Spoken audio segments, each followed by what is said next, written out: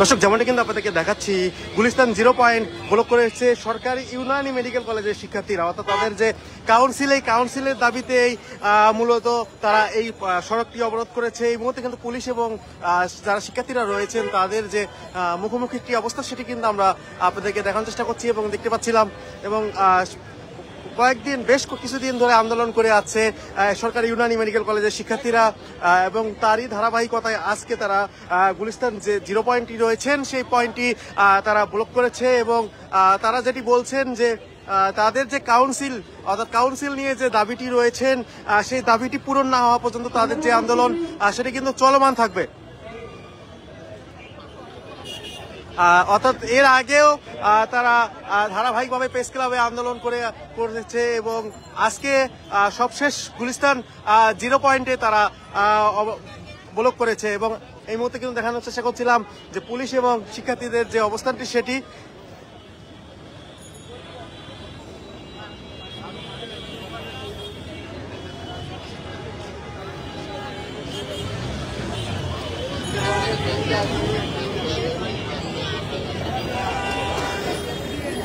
গত মাস থেকে শুরু করেছে, এখন পর্যন্ত তাদের যে কর্মসূচিগুলো সেগুলো কিন্তু তারা চলমান রেখেছে। এবং এর আগেও আমরা দেখেছি গত 3 দিন আগে তারা রাতের বেলায় মশাল মিছিল করেছে, মিরপুর 10 এলাকাতে তারা মশাল মিছিল করেছে। এবং আজকে কিছুক্ষণ আগে এই গুলিস্তান 0 পয়েন্টটি তারা ব্লক করেছে।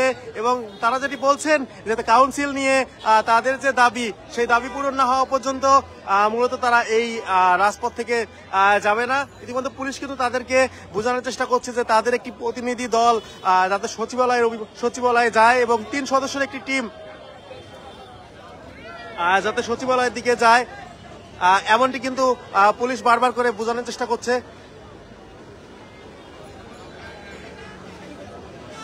কিন্তু শিক্ষার্থীরা বলছেন যে তাদের দাবি নিয়ে বেশ কিছুদিন ধরে তারা আন্দোলন করে আসছেন।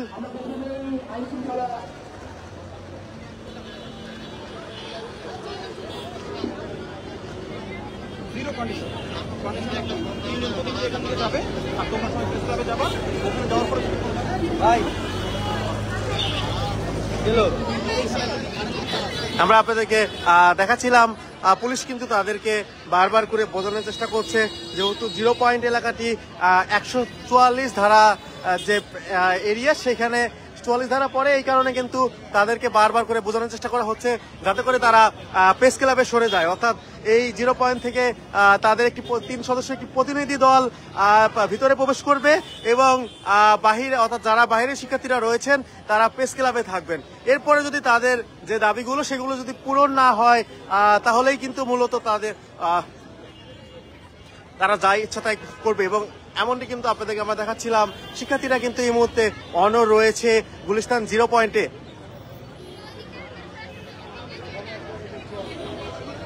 এবং পুলিশের যে কঠোর অবস্থানটি সেটি কিন্তু আপনাদেরকে আমরা দেখানোর চেষ্টা করছি।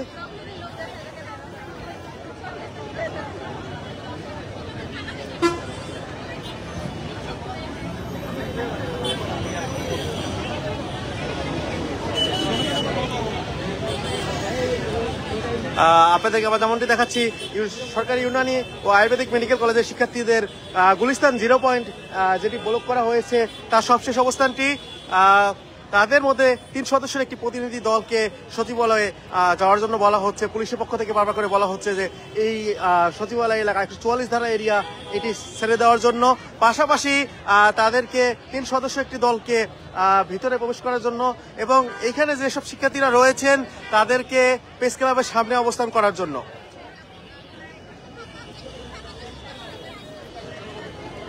যেহেতু জনদুর্ভোগ এলাকা, এই গুলিস্তান 0 পয়েন্টে সবচেয়ে বেশি গাড়ি যাতায়াত করে, সেই কারণে কিন্তু পুলিশ বারবার করে বলছে যে তাদেরকে এই গুলিস্তান 0 পয়েন্ট থেকে সরে যাওয়ার জন্য।